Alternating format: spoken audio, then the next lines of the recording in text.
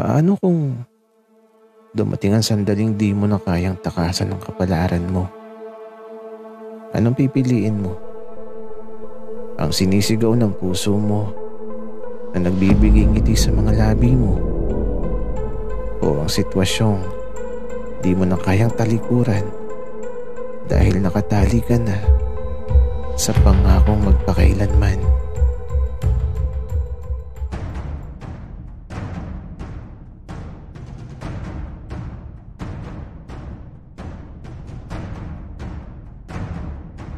Kaibigan, huwag mong kalimutan mag-subscribe sa aming channel at huwag din kalimutan i-click ang notification bell at subscribe button. Subscribe na!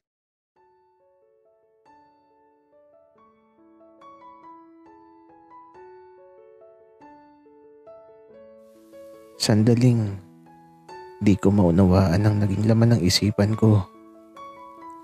Hindi ko alam pero ano ang liwanag na yun? Bakit sobrang liwanag? Alin? Okay ka lang ba? Uy, may masakit ba sa'yo? Wika ni Jared.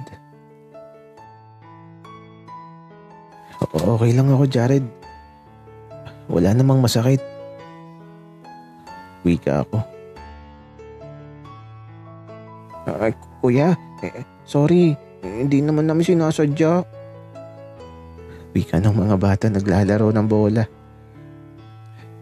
Okay lang. Sige na. Mag-iingat kayo sa susunod Wika ako. Alin, okay ka lang ba talaga? Wika ni Jared na para bang labis na nag-aalala sa akin dahil sa nangyari. Oo. Okay lang ako, ano ka ba? Tara na. Baka mamaya, tamaan na naman ako ng bola. Medyo naalog ang utak ko dun Wika ako.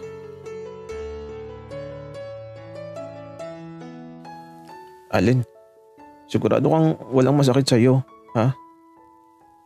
Wika ulit ni Jared. Jared, okay lang ako. Huwag ka nang mag-alala, tsaka tara na mauwi. Ihatid na kita sa inyo. Wika ako. Sige. Wika ni Jared kaya ito. Naglalakad na kami pabalik sa bahay nila Jared.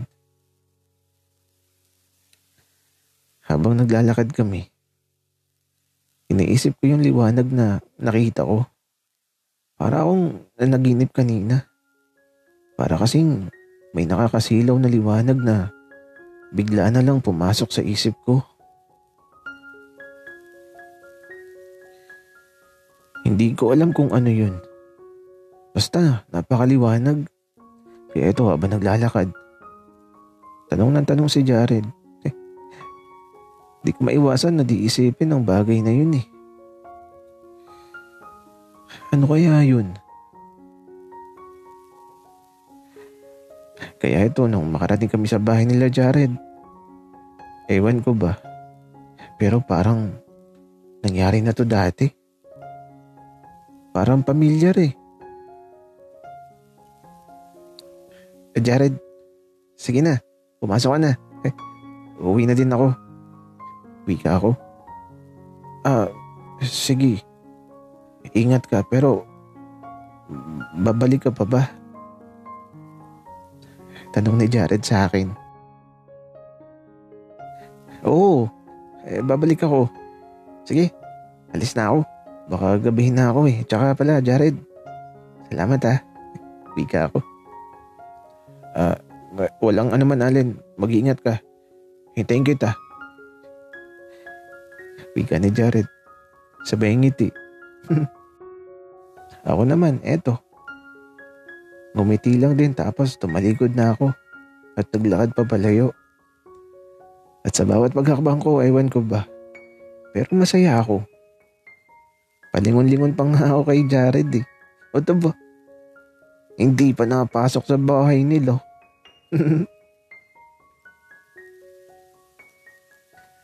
At yung mga ngiti niya, hindi nagbabago. Nagtataka lang talaga ako bakit parang Ang gaan ng pakiramdam ko. Tapos masaya lang habang magkasama kami. Sino nga ba kasi talaga si Jared? Kaya ito na makauwi na ako. Kinukulit ako ni Mama at Papa. Saan daw ako galing? Sabi ko naman, namasyal lang. Ayaw nga nila maniwala. Yun naman ang totoo. Tapos ito, sa pagsapit ng gabi, naiisip ko pa din si Jared. Bakit po ganito? Sino ba talaga siya?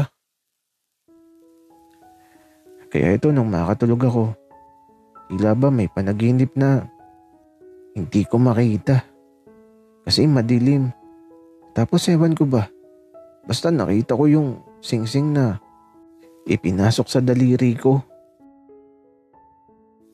At nung pagmamasdan ko na kung sino siya, nasilaw ko sa liwanag. Tapos ito, nagising ako bigla at napahawak sa singsing sa kamay ko. Habang nakahawak ako sa singsing, nakatulala lang ako.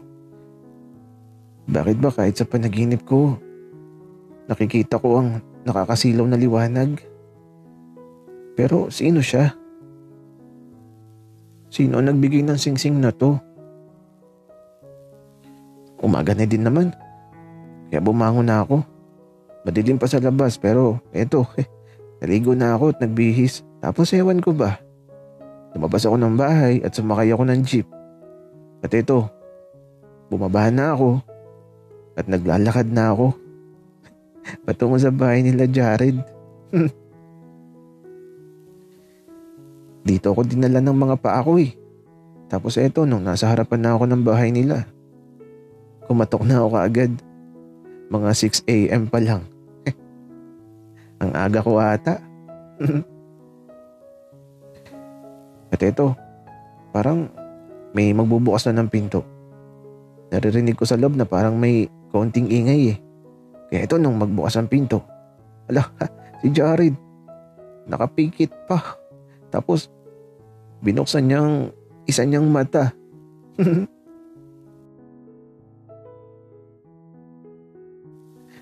Gagi, ang cute ni Jared kapag bagong gising. Napangiti na lang talaga ako. At nung makita niya ako, nagulat siya. Allen, ikaw ba yan? Ang aga mo naman. Wika ni Jared. Maaga ako nagising eh. Mga 4 a.m. ata. Wika ako. Halika, pasok ka dito. Pasensya ka na, kakagising ko lang. Wika ni Jared. Gagi, ako ngayong nakaabala sa'yo. Pakapin naman ako, Jared. Nilamig ang tiyan ko sa biyahe eh. Wika ako. Kasi naman Allen, bakit ba napakaaga mo umalis? Hindi mo muna hinintay na magliwanag. Di ka pa din nagbabago.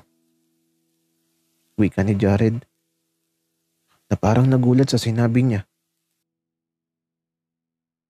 Ha? Bakit anong ibig mo sabihin na di pa din nagbabago? Wika ako. Wala. Ano kasi ang ibig kong sabihin? Wika ni Jared na hindi na natapos magsalita kasi nagising na ang tatay at nanay niya.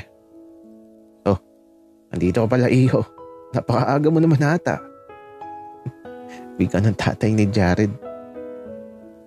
Hinahinip po kasi ako sa bahay. Kaya ito, pwede mo bang magtambay dito? Wika ako.